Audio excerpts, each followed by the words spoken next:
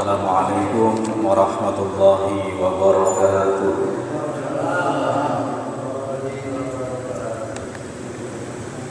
Innal hamdalillah nahmaduhu wa nasta'inuhu wa nastaghfiruh wa na'udzu billahi min shururi anfusina wa sayyiati a'malina. Man yahdihillahu fala mudilla lahu wa man yudlil fala hadiya lahu. Asyhadu an la ilaha illallah wahdahu la syarika lah wa asyhadu anna Muhammadan abduhu wa rasuluh la nabiyya wa la rasula ba'dah. Allahumma salli ala nabiyyina Muhammad wa ala alihi wa sahbihi wa sallim tasliman katsira. Amma ba'du, fa ya rabbi zidni ilma warzuqni fahma. Rabbi shrah li sadri wa yassir li amri wahlul 'uqdatam min lisani yafqahu qawli. Subhanaka la ilma lana illa ma 'allamtana innaka antal alimul hakim. Allahumma inna nas'aluka ilman nafi'an wa rizqan thayyiban wa 'amalan mutaqabbalan. Allahumma inna na'udzubika min qalbin la yakhsha wa du'a'in la yasma' wa 'ilmin la yanfa' wa amalin la yurfa' wa nafsin la tashba'. Kaum muslimin dan muslimat yang dimuliakan Allah Subhanahu wa taala, insyaallah kita lanjutkan tafsir surah Al-Anbiya. Terakhir kita sampai pada ayat ke-11. Allah Subhanahu wa taala berfirman, a'udzu billahi minasyaitonir rajim. Wa kam qasamna min qaryatin kanat zalimatan wa ansha'na ba'daha qauman akharin. Dan betapa banyak kami telah binasakan, kami hancurkan sebagian desa, kampung, yang mana kampung itu, desa itu zalim, aniaya, artinya tidak beriman kepada Allah dan Rasulnya. Dan kami ciptakan setelah qaryah tadi, setelah kampung itu binasa, kami ciptakan setelahnya kauman akharin, kaum yang lain. Jadi Allah Subhanahu wa taala menciptakan manusia ini tidak main-main, tidak senda gurau. Ada maksudnya.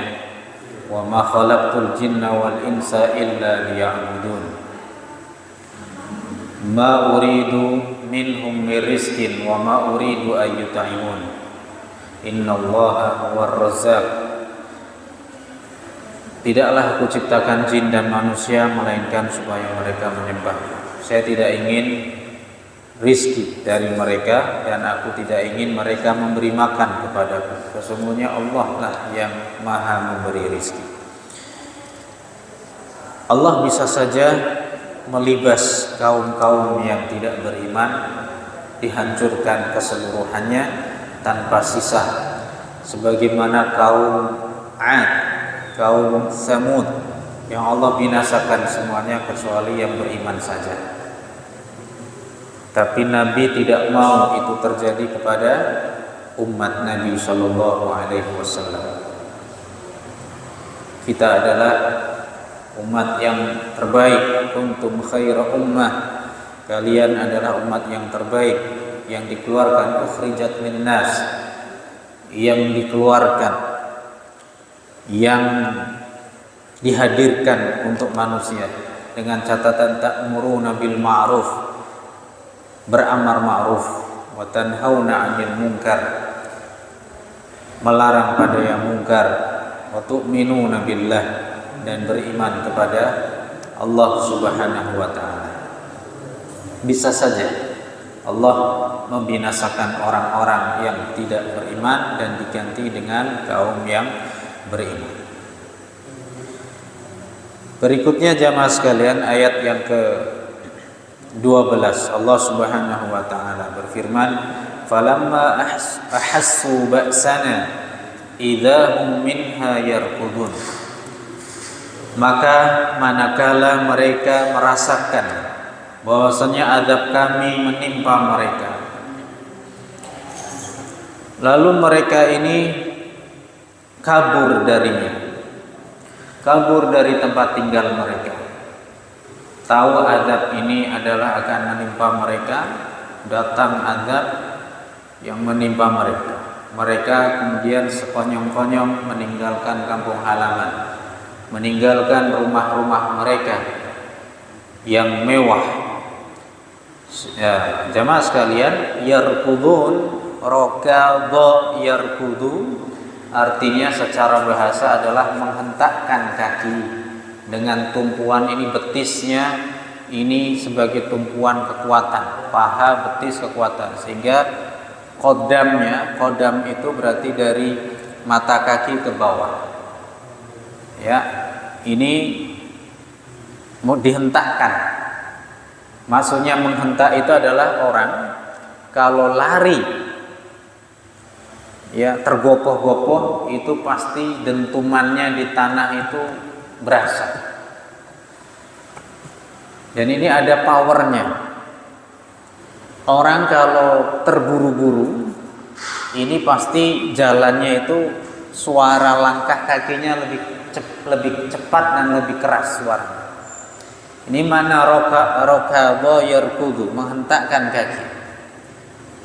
Ya, seperti ada kisah di surah yang lain, ya. Di surah Sad, urkud birijlika hadza muktasalun baridu wa syarab. Allah berfirman kepada Nabi Ayub alaihi salam, urkud birijlik, hentakkan dengan kakimu wahai Ayub. Kamu sudah diuji oleh Allah dengan penyakit yang apa? Penyakitnya penyakit kulit yang keluar nanah yang baunya busuk. Nabi Ayub alaihissalam, padahal dulu Nabi Ayub ini nabi yang ganteng, ya, ganteng. Istrinya Rahmah binti Afrayim bin Yusuf. Jadi istrinya Nabi Ayub ini yang namanya Rahmah ini bintinya Afrayim bin Yusuf, cucunya Nabi Yusuf alaihissalam. Itu terkenal dengan wanita yang salehah, cantiknya luar biasa. Nabi Ayub dulu punya kekayaan yang luar biasa, punya anak yang banyak. Diuji oleh Allah, anak-anaknya pada meninggal, hartanya habis. Gak cukup berhenti di situ, punya penyakit kulit, gatal, yang sampai orang pun gak mau dekat-dekat dengan Nabi Ayub alaihissalam. Coba ada gak orang sekarang yang tiba-tiba seperti itu? Paling nek bangkrut itu hal yang biasa, kolab, masih ada sisa harta yang lain, ya, masih ada lah. Kemudian langsung ditimpa penyakit kulit yang begitu menjijikkan. Sampai dalam kisah Rahmah ini menjual rambutnya, ya kan, dipotong rambutnya sampai Nabi Ayub ini murka, tidak rela. Kenapa? Sudah tidak ada lagi harta yang dimiliki kecuali dengan itu, terpaksa. Sampai Nabi Ayub bernazar akan memukul istrinya nanti 100 kali karena apa? Terpaksa menjual apa? Rambutnya itu. Maka jamaah sekalian, diperintahkan oleh Allah, ujian itu sudah purna, sudah selesai. Kata Allah, Nabi Ayub diperintahkan datang ke suatu tempat, salah satu buminya Allah. Allah berfirman, urkud birijlik, hentakkan kakimu. Di atas tanah itu, hadza muktasalun baridu wa syarab, maka akan memancar air yang bisa digunakan untuk membersihkan diri, mandi, dan bisa diminum, airnya segar. Barid itu angin apa? Yang dingin, artinya yang segar, menyejukkan. Nabi Ayub mandi dari air itu, minum daripadanya, dan Nabi Ayub berubah jadi ganteng lagi. Kemudian Allah kembalikan lagi kekayaannya, bahkan lebih kaya dari sebelumnya. Ya. Mungkin saya belum pernah ketemu orang yang dulunya kaya kemudian jatuh miskin, gak punya rumah, punya penyakit guatel, diusir dari kampungnya. Itu ujian hanya dimiliki oleh Nabi Allah Subhanahu wa ta'ala. Ya, jadi urkud itu menghentakkan kaki. Kalau dulu ada orang India Sai Baba, ya, ini adalah salah satu Dajjal, ya sebelum Dajjal yang beneran itu. Sai Baba sudah mati orangnya, itu bisa menghentakkan kakinya dan keluar air. Ini istidraj dari Allah Subhanahu wa taala. Ya. Jemaah sekalian, di sini urkut kata Allah Subhanahu wa taala, ketika orang-orang yang mendustakan nabi itu tahu bahwasanya ada musibah malapetaka yang akan menimpa mereka, idzahum minha yarkudun, mereka ini kabur. Jadi kabur, berlari kencang dan kakinya ini menghentak ke tanah. Karena orang kalau lari kencang nih, suara kalau dia pakai sepatu suaranya akan semakin keras terdengar, apalagi diiringi dengan rasa takut yang luar biasa. Apa kata Allah? La tarkudu, jangan kalian kabur, jangan kalian hentakkan kaki kalian. Bukankah dulu kalian ini mendustakan nabiku, gak mau beriman, giliran ini mau saya timpakan malapetaka kalian kabur, gak gentle kalian.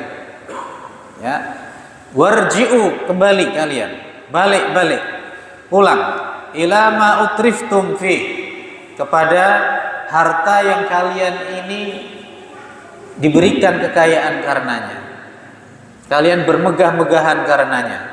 Atrofa fulan berarti atrofa yutrifu, ini berarti apa? Mutrof. Makanya dalam surah Al-Waqi'ah itu disebutkan innahum kanu qabla dzalika mutrofin. Ashabus shimal, orang kiri, golongan kiri itu yang kelak nanti di akhirat ini akan dimasukkan neraka oleh Allah, ini kanu qabla dzalika mutrafin, innahum kanu qabla dzalika mutrafin. Dulu di dunia itu mereka orang yang kaya raya, diberikan kemudahan-kemudahan dunia oleh Allah Subhanahu wa taala, tetapi kemudahan dunia, kelapangan dunia yang Allah berikan tidak menjadi sarana dia untuk pandai bersyukur kepada Allah, tidak menjadi wasilah mereka untuk beriman kepada Nabi, apa yang dibawa oleh Nabi. Kenapa? Kebanyakan Nabi ini adalah sederhana, pengikutnya kebanyakan orang-orang fakir, orang-orang lemah. Maka mereka dengan kaya yang mereka miliki, mereka gengsi. Padahal itu sudah sunatullah. Para nabi sebelum Nabi Muhammad itu pengikutnya awal dakwahnya itu orang-orang lemah, orang-orang du'afa. Ya, orang-orang du'afa. Sampai saya di dompet du'afa ada dai dompet du'afa dibilang, ada yang pernah bilang kayak gini. Itu mbok ngundang ustadz du'afa, ustadznya sing du'afa, dompetnya ketinggalan. Maksudnya mau bilang itu ustadz dompet du'afa. Nah, dompetnya ketinggalan, jadi itu ustadz du'afa dipanggil, maksudnya ustadznya du'afa. Alhamdulillah ustadz du'afa berarti dapat zakat nanti kan itu.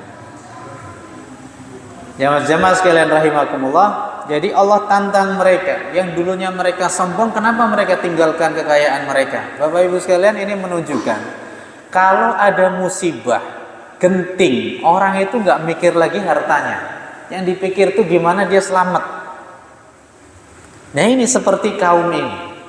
Nah, disebutkan Bapak Ibu sekalian, dulu ini adalah orang-orang Yaman. Ya. Jadi ini adalah orang Yaman.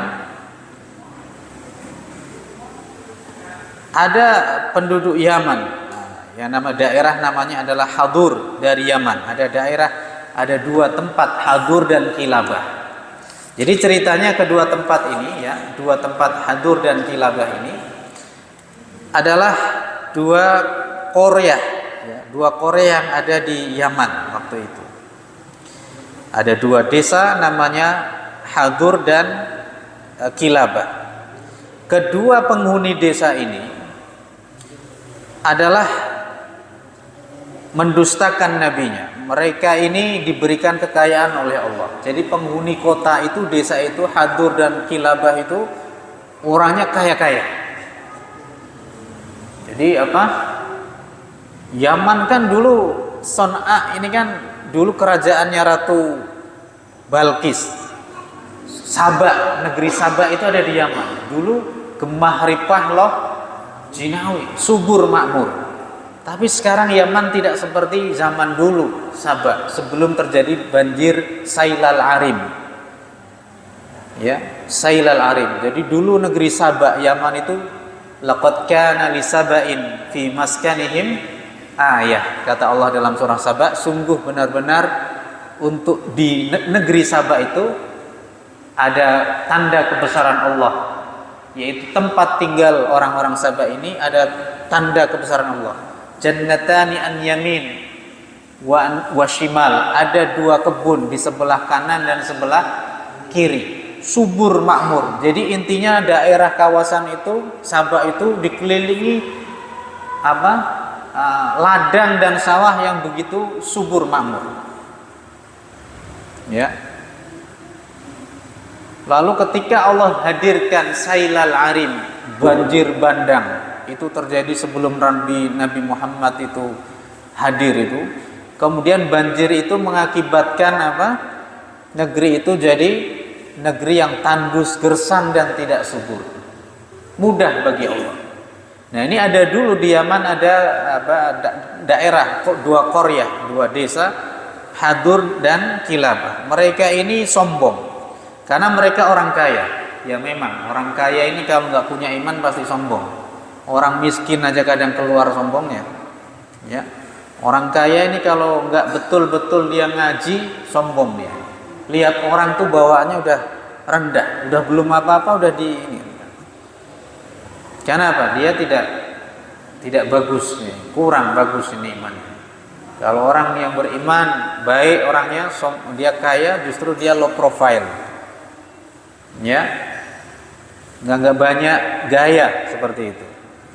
Ya, ada ini dua desa Hadur dan Kilabah. Mereka diberi kekayaan oleh Allah. Dan mereka ini hatta makanu yaghliquna abwabahum. Sampai mereka ini makanu yughliquna abwabahum. Tidak pernah mereka ini mengunci pintu-pintu mereka. Saking kayanya, aman, tentram, nggak ada pencurian. Isuge kabeh gimana? Ada pencurian kan karena ada orang butuh. Betul kan? Ya. Kayak dulu ada kerajaan dulu siapa?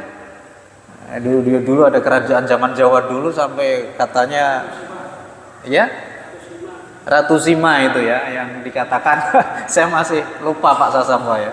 Ratu Sima itu malah yang nyuri katanya adiknya sendiri itu kan. Dia dihukum itu. Jadi Ratu Sima naruh barang berharga itu nggak ada yang nyuri itu. Nggak ada yang nyuri, tapi ada yang iseng nyuri itu. Wallah ya, itu ada menurut cerita zaman dulu itu. Kemudian dihukum itu adiknya sendiri. Menegakkan keadilan seperti itu. Jadi saking kayanya itu orang nggak pernah kunci rumah ini itu, karena nggak ada orang pencoleng itu nggak ada, begal itu nggak ada. Hadur dan Kilabah itu. Ya, falamma utrafu, ketika mereka ini sudah kaya raya, sudah hidupnya itu serba kecukupan lebih daripada cukup, ba'atsallahu ilaihim nabiyya, Allah utus di tengah-tengah mereka seorang nabi. Ya, fada'ahum faqataluh. Nabi ini berdakwah mereka untuk mengajak kepada Allah, tetapi nabinya malah dibunuh. Ada yang mengatakan nabi itu namanya Syuaib bin Mihdam. Tapi bukan Syuaib yang di zaman Nabi Musa, Madian bukan. Ya, kalau Madian ada di utara, kalau ini Yaman ada di selatan. Ini namanya Syuaib bin Mihdam. Diutus oleh Allah untuk berdakwah kepada negeri Yaman, dua desa namanya Hadur dan Kilabah ini. Tapi malah justru nabinya dibunuh. Fa'alqallahu fi qalbi Bukhtansar ayyagzuahum. Lalu Allah melemparkan, artinya menancapkan pada hati Raja Jabbarin, ya, Jababirah, orang-orang yang gede tinggi ini yang berkuasa menjajah Palestina waktu itu, Raja Bukhtansor. Karena kita tahu kan, pernah yang saya bahas di surah Al-Kahfi tentang tafsir surah Al-Kahfi itu, di dunia itu hanya ada empat raja yang menguasai seluruh dunia itu. Ya. Mulukul ardi arba'ah, kata Nabi.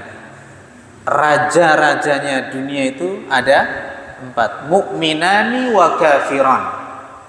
2 rajanya itu mukmin, ada 2 raja itu beriman, dan 2 raja yang lainnya kafir. Ammal mukminan, adapun raja yang beriman, 2 raja yang beriman itu adalah Fasulaiman bin Dawud wa Dzulqarnain, yaitu Raja Sulaiman bin Dawud, artinya Nabi Sulaiman bin Dawud alaihi wassalam, dan Raja Dzulqarnain yang memenjarakan Ya'juj dan Ma'juj.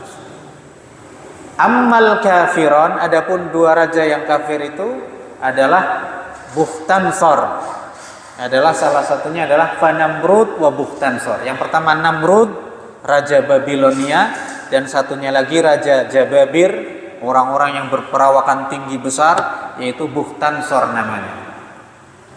Nah, ini Bukhtansor, pada saat itu Allah kasih hatinya itu, Allah tuangkan hatinya keinginan untuk menaklukkan 2 negeri ini, Hadur dan Kilabah, yang ada di Yaman. Serang itu 2. Ini kan atas secara, artinya Allah memberikan ilham kepada siapa, Bukhtansor, raja yang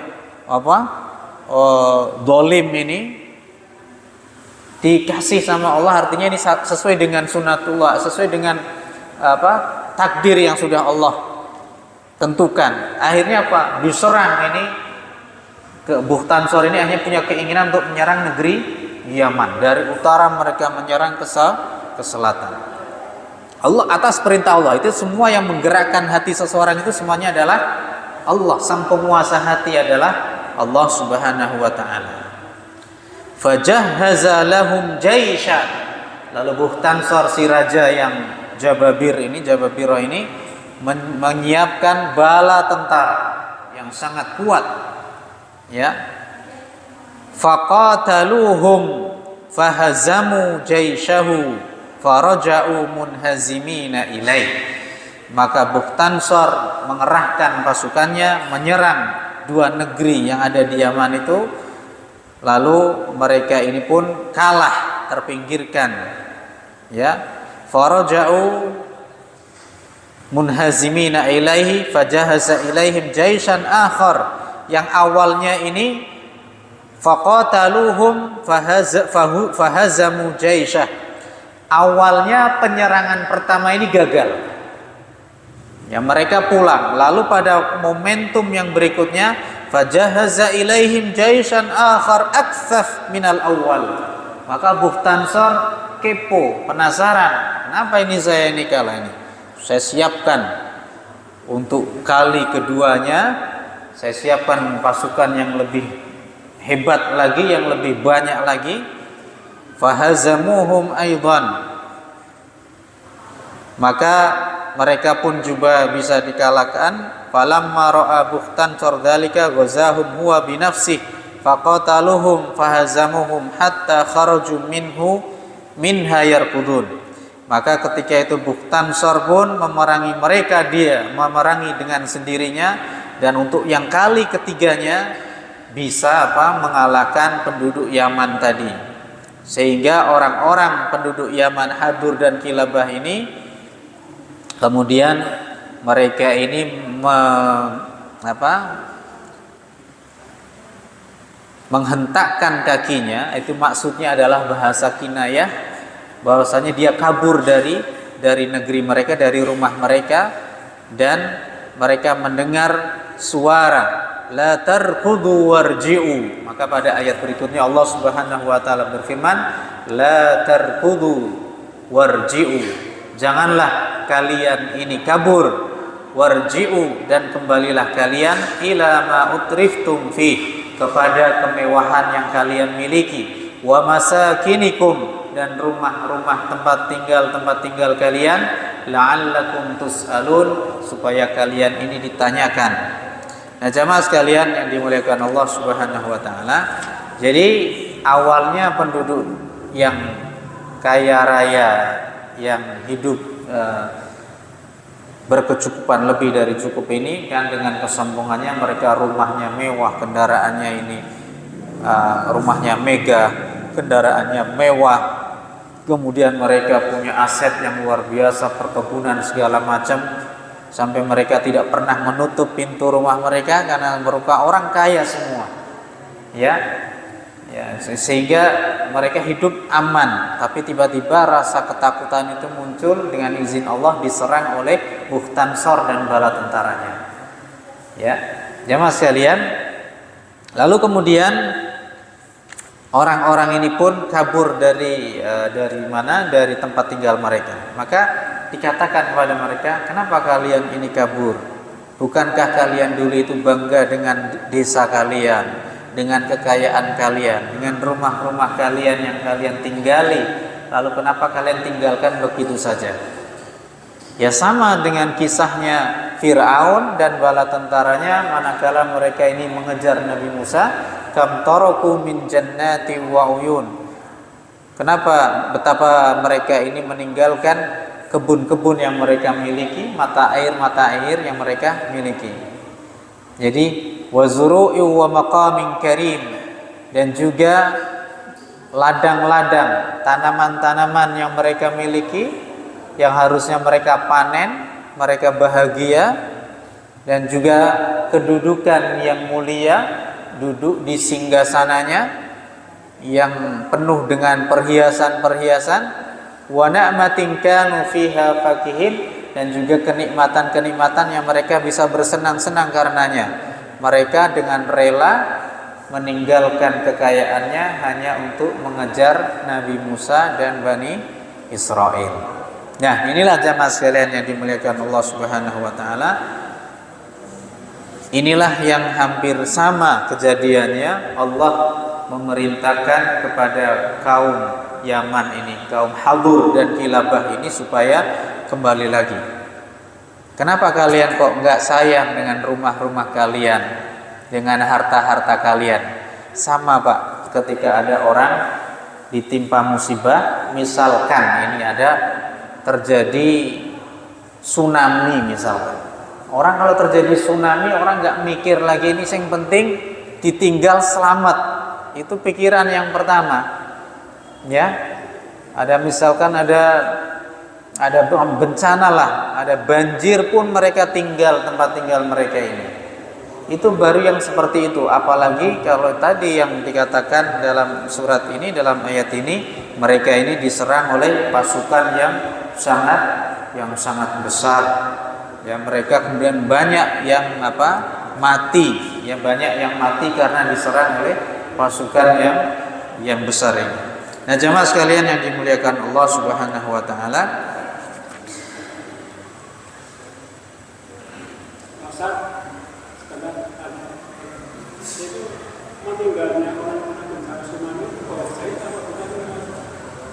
iya, tergantung orangnya, ya.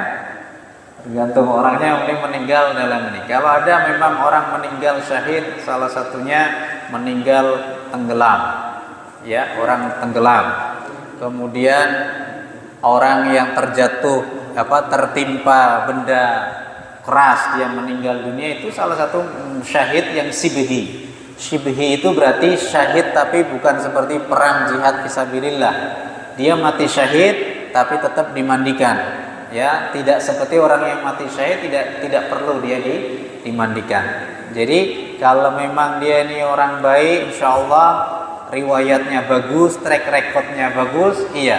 Tapi kalau orang ini kok track recordnya hitam dia ini, maka Allahu alam, ini dia bisa jadi meninggal dalam keadaan yang tidak baik. Wallahu a'lam. Gitu ya. Nah, baiklah jamaah sekalian. La'allakum tus'alun, supaya kalian ini ditanya. Maksudnya apa? Supaya ditanya. yaitu tentang hal-hal yang penting. Ini maksudnya diajak bicara. Artinya supaya kalian ditanya tentang apa yang menimpa kalian, sehingga kalian bisa bercerita itu. Ya. Gimana ada diskusi ketika ada terjadi bencana? Ada malapetaka, disuruh diam saja di rumah, mau ditanya, piye rasane? Gimana rasanya? Orang nggak mungkin akan peduli merespon pertanyaan seperti ini. Ya, orang kalau dalam lagi fokus sesuatu itu kadang ditanya aja orang goplay. Contoh lah, orang main HP aja kadang ditanya temennya udah pikirannya udah nggak konsen. Apalagi ini orang lagi antara hidup dan mati, dia harus selamat. Jangan pergi kalian, tetap di rumah kalian, kan kalian bangga dengan rumah kalian. Ya, tinggal dong di rumah kalian yang kalian banggakan dulu. Tinggal di rumah. Saya mau ngajak bicara sama kalian. Gak mungkin itu. Ini makanya kata-kata dalam ayat ini la'allakum tus'alun, supaya kalian ini ditanya perihal azab malapetaka yang menimpa kalian. Ini sebuah sindiran yang mematikan dari Allah Subhanahu wa taala. Ya, ini kalimat sindiran, atau dalam Al-Qur'an disebut sebagai lit taubih, yaitu untuk membuat mereka ini hina. Pertanyaan aulit taubih. Nah, jamaah sekalian, sehingga orang-orang penduduk Yaman ini ya, sehingga mereka ini dihancurkan oleh Allah karena mereka membunuh nabi mereka, yaitu Nabi Syuaib bin Mihdam. Dan konon Nabi Syuaib bin Mihdam ini dikuburkan di salah satu bukit yang ada di Yaman. Ya. Wallahu a'lam bishawab. Tapi di sini bisa kita petik bisa kita petik hikmahnya di sini. Jadi zaman dulu ada kaum-kaum yang kemudian mereka ini membunuh nabinya Allah, kemudian Allah segerakan siksa, mendustakan nabinya Allah, segerakan malapetaka bencana ini menimpa mereka. Tetapi tidak untuk kita umat Nabi Muhammad SAW. Lalu ketika dikatakan kepada mereka, pulanglah kalian ke rumah kalian, kan bukankah kalian ini bangga dengan rumah kalian? Kalian bangun dengan megah rumah ini, kendaraan-kendaraan kalian yang mewah. Kenapa kalian tak pikirkan itu kalau ada malapetaka? Tidak mungkin mikirnya bagaimana orang ini bisa selamat. Gak mikir, ya seperti itu. Nah, jamaah sekalian, bahkan kalau kita lihat banyak kasus-kasus, misalkan orang kaya, ya kan, misalkan dengan kekayaannya di masa genting terpaksa gitu ya, kamu tolong ada yang bisa, ada semacam sayembara lah misalkan, ada yang bisa menyembuhkan ini itu akan diberikan hadiah. Ya karena itu yang tadinya mereka ini tidak melakukan hal demikian, karena ada keadaan genting barulah mereka ini mengeluarkan harta mereka. Ya, yang tadinya mereka ini orang yang bakhil bisa keluar itu karena ada kebutuhan-kebutuhan tertentu, karena mereka ini kepepet. Makanya orang berbuat baik itu jangan karena mereka ini dalam keadaan terpepet. Maka bagaimana kita bisa menyeimbangkan, membalance antara keadaan apapun, kita masih dalam keadaan yang terbaik hubungan kita dengan Allah Subhanahu wa taala. Qalu ya wailana inna kunna zalimin. Maka penduduk Yaman tadi yang membunuh nabi mereka dan mereka diserang oleh pasukan Bukhtansor, mereka berkata, ya wailana, ya halakana, aduhai celakanya kami, inna kunna zalimin. Sesungguhnya kami ini adalah orang-orang yang menganiaya diri kami sendiri. Baru mereka ini sadar. Ketika sudah mereka kematian di depan mata mereka, baru mereka ini mengakui kesalahan mereka masing-masing. Ini masalahnya seperti itu.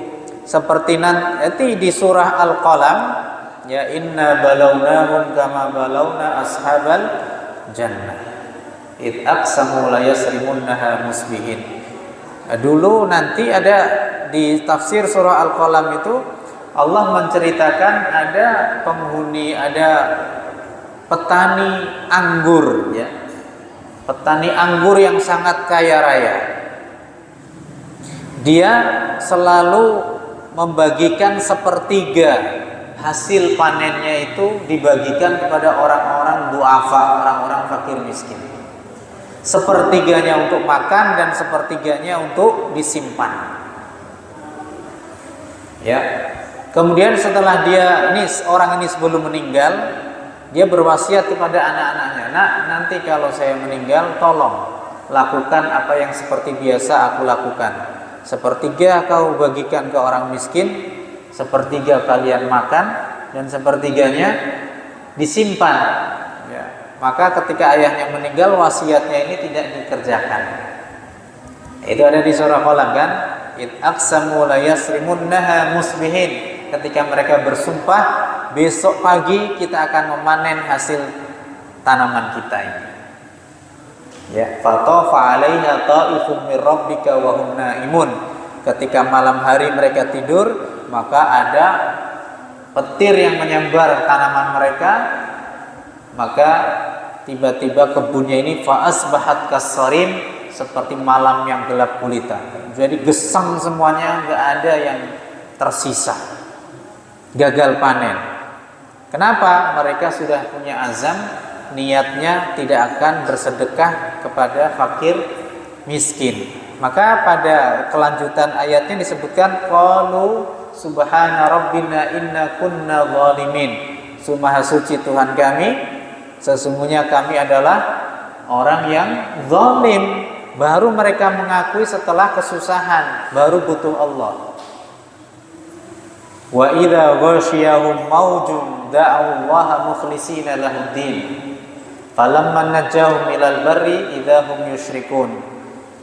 Ada kisah nanti dikisahkan dalam Al-Qur'an, ada orang yang naik kapal, naik perahu, naik kapal, tiba-tiba di tengah lautan terjadi badai. Badai yang sangat besar. Terombang-ambing mereka ini hampir terbalik ini kapalnya. Lalu apa yang terjadi? Mereka berdoa kepada Allah dengan ikhlas. Doa dengan ikhlas, dengan tulus kepada Allah. Ya Allah, selamatkan kami, ya Allah. Kami minta ampunan, ya Allah, kalau ada kesalahan, ya Allah. Tapi giliran Allah selamatkan mereka sampai ke daratan, ke pantai, idza hum yusyrikun, mereka menyekutukan Allah. Mereka kemudian tidak lagi tulus doanya. Maka kadang-kadang kita ini baru sadar ketika kita ini sedang kesusahan. Ada juga itu, alhamdulillah, itu mungkin barangkali masih mending. Ada orang yang diuji dengan kesusahan malah justru menyalahkan Allah Subhanahu wa taala. Wah, ini sudah kebangetan kalau yang seperti ini. Makanya kadang-kadang kita ini, Allah ini pingin sekali dengan ujian itu kita itu kembali kepada Allah Subhanahu wa taala. Itu mungkin dengan cara yang terbaik Allah memanggil kita. Karena kadang-kadang dengan kesenangan-kesenangan kita sendiri yang lupa sama Allah Subhanahu wa taala. Makanya jamaah sekalian rahimakumullah, makanya tidak ada takdir Allah ini yang tidak baik. Semuanya ini ada kembalinya akan baik kepada hambanya. Semuanya kalau kita prasangkakan dengan baik kepada Allah, maka akan kembali kebaikan itu bahkan mungkin lebih besar dari apa yang kita terima dari ujian Allah. Seperti kisah Nabi Ayub tadi, Allah kembalikan ketampanannya, kegagahannya, kegantengannya, kemudian Allah kembalikan lagi kekayaannya bahkan lebih dari yang sebelum-sebelumnya. Itu dengan cara Allah. Karena apa?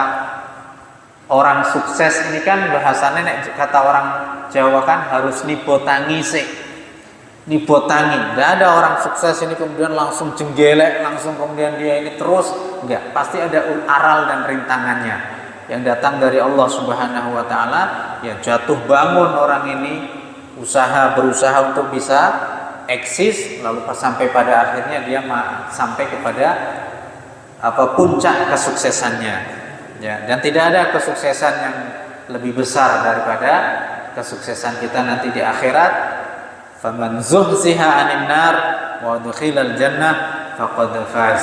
Maka barang siapa yang dijauhkan dari neraka dan dimasukkan ke dalam surga, maka sungguh orang itu sudah faz, yaitu orang itu beruntung, orang itu menang.